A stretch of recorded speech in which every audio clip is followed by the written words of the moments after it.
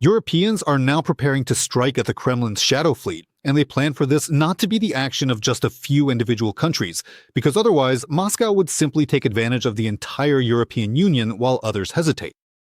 The new restrictions are planned to be included in the 20th sanctions package, and within the next month, they want to add as many illegal vessels as possible to the blacklist, those transporting Russian gas, oil, and coal, and to establish a ban on any services for them, from insurance to repairs. Currently, around 600 such tankers are already under restrictions, but the list is outdated. It hasn't been updated for a long time, and the vessels have managed to change both their names and documents. Fresh analytics show that just last year, the shadow fleet brought the Kremlin about $100 billion from oil sales alone. According to experts, this accounts for 65% of all maritime shipments, a Russian black gold. That is why, essentially, this is the first time such a comprehensive approach is being taken. And the Netherlands has even proposed creating a scheme where it would be more profitable for owners of old vessels to scrap them under state supervision than to sell them to the Kremlin through intermediaries. Because right now, the average age of ships in the Russian shadow fleet exceeds 18 to 20 years. In other words, these are essentially old and dangerous rust buckets, many of which should have been decommissioned long ago. They want to finalize all of this by mid-February, so that by the 24th, the anniversary of the invasion, there will not just be an agreement, but a clear action plan. Sanctions experts now say that under current conditions, striking the shadow fleet is the way to inflict the greatest pain on Moscow. Considering how much money the Kremlin receives from illegal sales? Of course, the decision is not an easy one, due to the need for Brussels to negotiate with the Hungarians and to some extent Greece, which opposes any restrictions, because as investigative journalists have revealed, it has profited the most from selling old ships to Moscow. But right now, this is a step that, according to many assessments, could become a real argument to make Putin change his stance on peace. Yes, not a final one, but a very serious one. So what is the shadow fleet? How does it operate? And why is it so difficult to fight against it? I will explain everything in detail right now in our special report. In our most recent previous episode, just before this one, this only happened in Hollywood movies. These are scenes from the blockbuster Captain Phillips, which at the time received 6 Oscar nominations.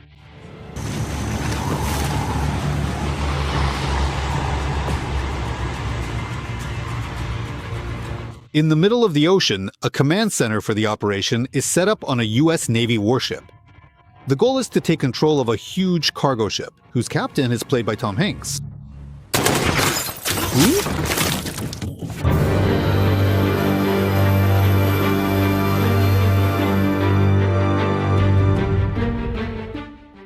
Could have thought that 10 years later, a similar story would play out, not in the movies, but in the news. The beginning of January, the US launches an operation to seize the Bella 1 tanker, which is part of Russia's shadow fleet and has been under sanctions since the start of the full-scale invasion. It was headed for Venezuela, and in the Caribbean Sea, the US Coast Guard tried to stop and inspect the vessel. The crew turned off the tracking system and steered the ship into the open ocean. For 18 days, the vessel was searched and pursued.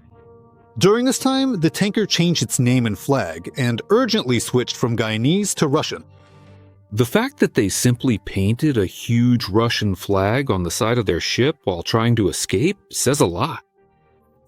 We are being consulted by Brigadier General Ben Hodges, one of the most authoritative military experts on this war and the confrontation with Russia. He has the right to make assessments because he didn't just sit in offices polishing his uniform, he has real combat experience. He fought in both Iraq and Afghanistan before being appointed commander of U.S. forces in Europe. This is one of the key positions in the American military hierarchy. Meanwhile, in the Atlantic, a storyline is unfolding that even Hollywood never thought of. Moscow sends a submarine and several warships to protect its valuable tanker. They didn't have enough time. Reinforcements from the Kremlin failed to reach the required location in time.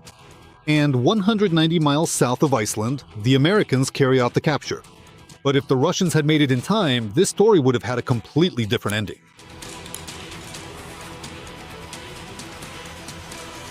There was an incident when the Estonians wanted to seize one of the Shadow Fleet's vessels, which wasn't flying the Russian flag, and the Russians denied that it was theirs. And suddenly, the Russian Air Force flew in and essentially stopped the Estonians from boarding. So this time, when Moscow even announced the deployment of a submarine, it shows that Russia has finally realized that its flag on board no longer offers any protection. And right now, they are actually powerless to do anything here. At some point, this reflagging became widespread. 4 dozen tankers urgently switched to the Russian flag. Most likely, in Moscow, they thought that America wouldn't dare to get into a conflict over ships under their jurisdiction, but they only made things worse. In doing so, they exposed vessels that are important to them, essentially putting them at risk of searches or seizures. Is Donald Trump finally choosing the tough stance he's been threatening for so long? Well, I've been hoping for a long time that Trump would finally realize that the Russians don't respect him, that they're mocking him, that they're manipulating him. And when he realizes it, he'll use the enormous leverage he has over Russia. At the same time, how many times have we already heard, "I'll do something in 2 weeks, in another 2 weeks"? Time passed, but nothing happened. And I'll be the first to stand up and say, sorry, I was wrong, if this time he really means business. it seems Trump still hasn't made up his mind. As sailors would say, he's flying by instruments, meaning he's acting according to the situation. And here, it's important to figure out how many vessels this so-called shadow fleet actually has, and how can you tell them apart?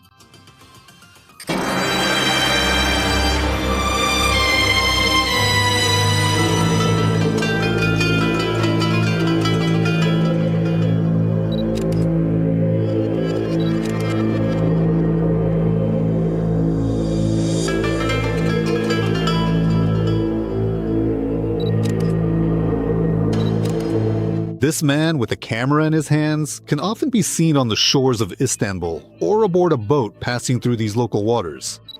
But unlike tourists, he's not after the scenery. He's hunting for ships whose owners would prefer to quietly, without drawing attention, slip them through the Bosphorus.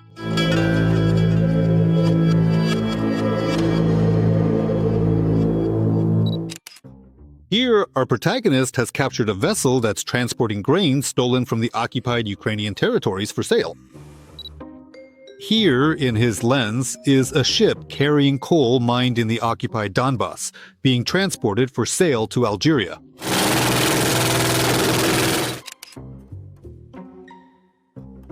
Here, he documents Putin's personal yacht, Victoria, passing unimpeded through Turkish waters.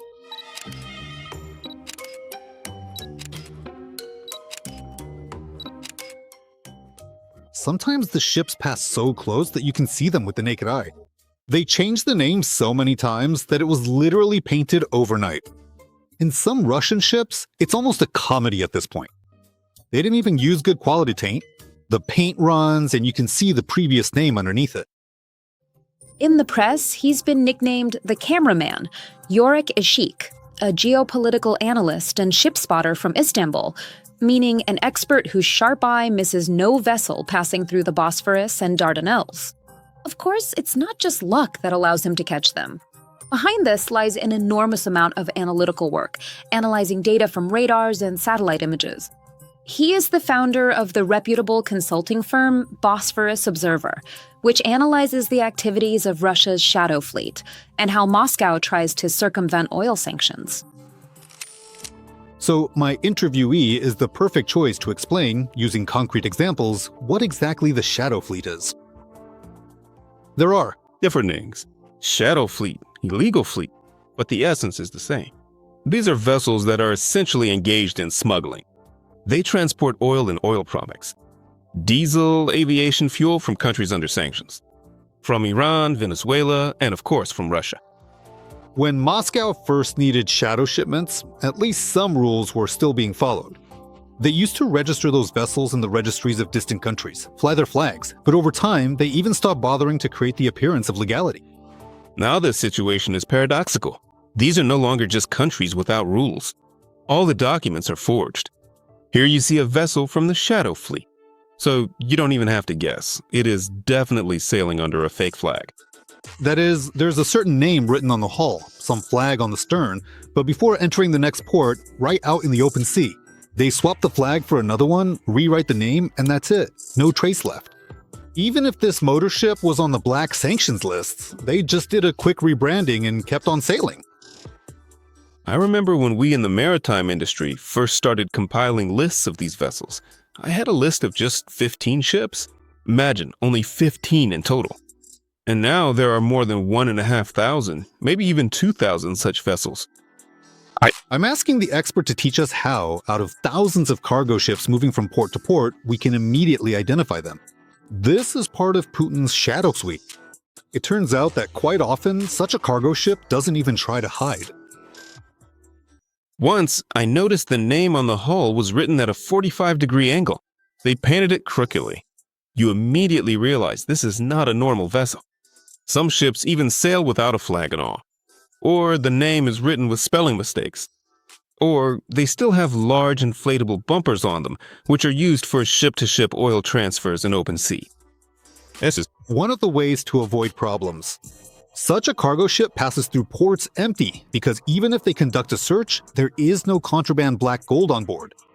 Because earlier, they had already anchored in open sea, moored alongside another, now legal tanker, and transferred the oil to it, and the merchant will later forge the documents for the goods so that Russian oil becomes Saudi or Kazakh.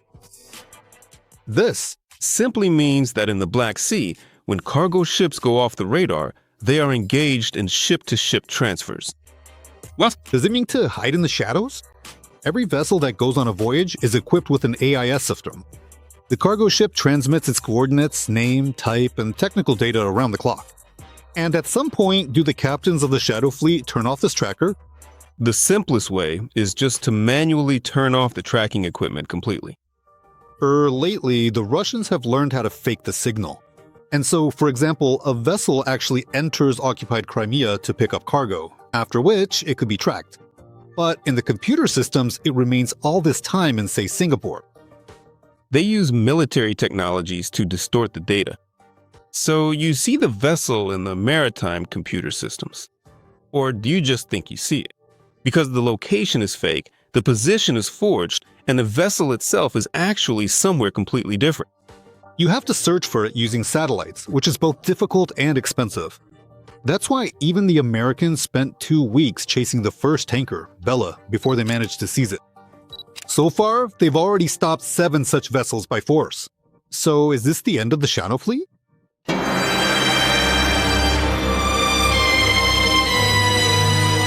To physically stop the entire Shadow Fleet, the efforts of the American military alone clearly wouldn't be enough. And even when they do seize them, did you notice?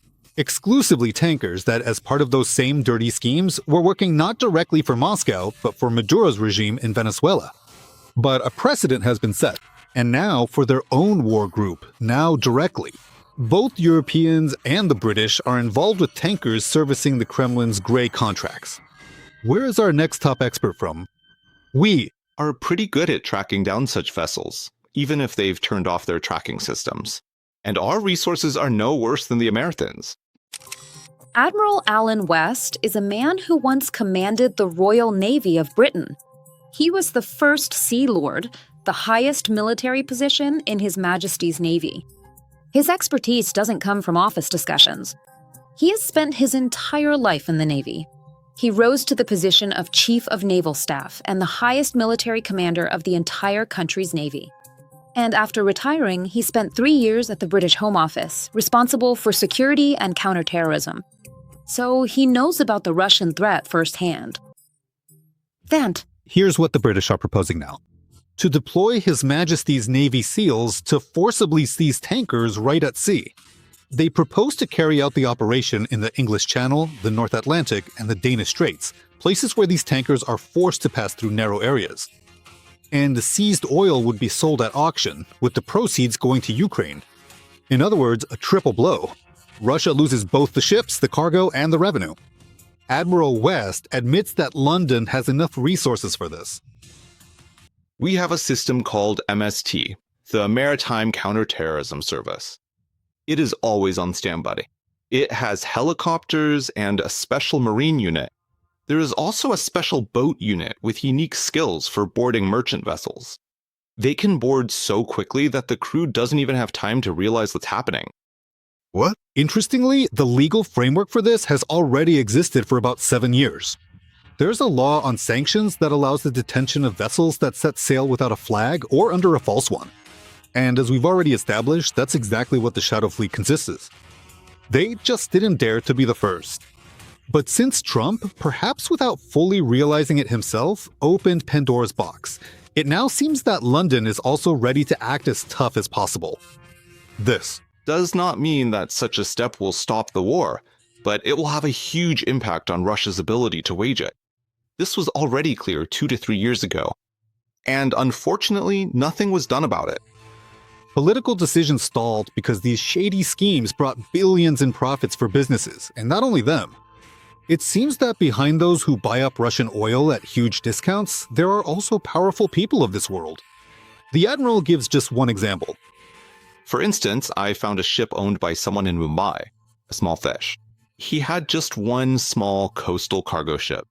And suddenly, he expanded his fleet to over 100 supertankers because he was delivering oil to India. And that suits India just fine. There, they mix Russian oil with other types, making it impossible to determine its origin. And what about Europe?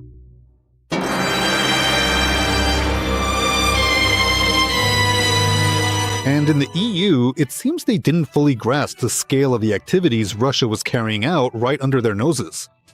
That's when journalists from several European countries, from dozens of newsrooms, spoke up.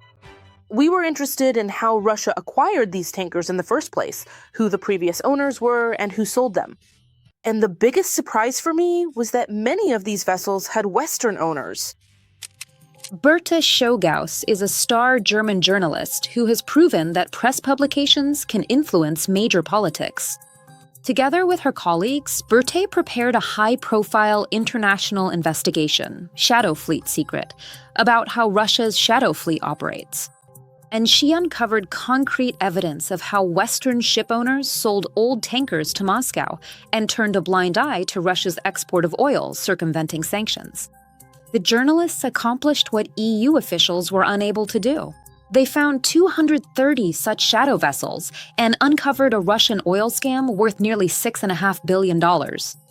This investigation received the European Parliament's award for Best Material of the Year, and later MEPs told the authors in the corridors, "You opened our eyes." What exactly?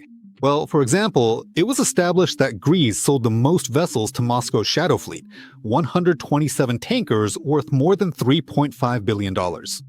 And when the European Commission tried to stop this, They wanted to introduce a rule. If you sell a vessel, make sure it doesn't end up in the Shadow Fleet. But this restriction was not adopted. Some European countries didn't want it because they were making money from it. For example, Greece, with its huge shipping industry. They didn't want to stop it. they cover themselves by saying, supposedly, we don't know who the envire is. That these are riverboats for Putin. But if you have a really old and rusty ship that's almost ready to be scrapped, and suddenly someone pays you millions of dollars for it, you can and should realize that something's not right here. And A media scandal was needed when the dirty laundry of some EU countries was publicly aired for the Eurocrats to finally start taking action. It's not that simple, since Moscow chose its usual tactic, claiming that these riverboats aren't theirs. And when the owners are formally not Russian, you still have to prove that this specific tanker is part of a Russian project. Very often, a vessel has an owner in one country, a flag from another, and is managed from a third. You get to those countries, and there are just addresses. You can't find any companies behind them, and this makes it quite easy for Moscow to circumvent sanctions. Brussels took a long time to act, but has now imposed sanctions on 600 ships of the Shadow Fleet, banning them from entering European ports. The European Parliament is demanding even tougher measures to ban stops and repairs on EU territory and to confiscate oil without compensation. The most active right now are the Baltic countries, who, inspired by the American example, are proposing to turn the Baltic Sea into a zone free of the Shadow Fleet. Completely closing the straits, of course, is unrealistic. but creating conditions that make it economically unfeasible for Russian black tankers to operate is entirely possible. The Baltic. Sea is small, and there the shadow fleet can actually be stopped. If you block this route, transporting their oil to Moscow will become even more expensive. So, Europe is finally moving. Slowly and consistently, but it is moving. However, Ukraine also has its own way to strike at the shadow fleet. To strike, literally.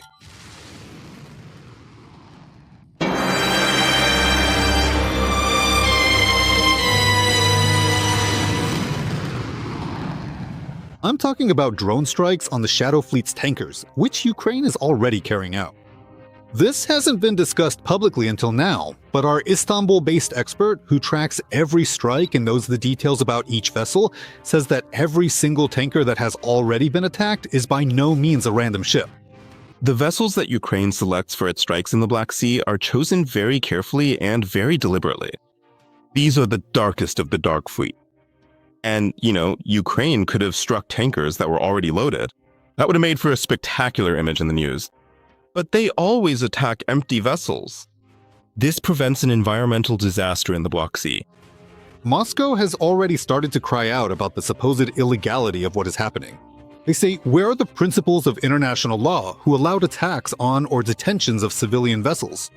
All of that would be true if not for one circumstance. Russia itself deliberately pushed this fleet into the gray zone. These Tankers are themselves outside the law. They pose a threat to maritime navigation. They have no flag, no documents. They operate exclusively for Russia. Essentially, they are machines for generating currency for the Russian authorities. The whole world must stop them. And while the international system is not working, it is Ukraine's full sovereign right to act against them. And because there is no insurance whatsoever for the floating tin cans of the Russian shadow fleet. all these tankers are in an absolutely appalling technical condition. Moscow does not have any fleet of first-class vessels. All of them are dangerous. If there's an oil spill, expect an absolutely catastrophic accident. There are no insurance policies at all. No one insures these risks whatsoever. And so, while everyone is looking for ways to actually make Putin negotiate instead of just pretending, it turns out this is a tool that could help. Yes, this could work because Russia's resources are being depleted, the money is running out, and we can see that Moscow has fewer and fewer opportunities to protect all these vessels. So, While the West spent years discussing sanctions, searching for legal grounds, and fearing escalation, Ukraine simply went ahead and started taking action. Drones against tankers, missiles against oil depots. And it works. Because, as all our experts agree, when the world cannot, or often simply does not want to stop the Russian oil machine that finances the war, it is a sovereign right to do it yourself.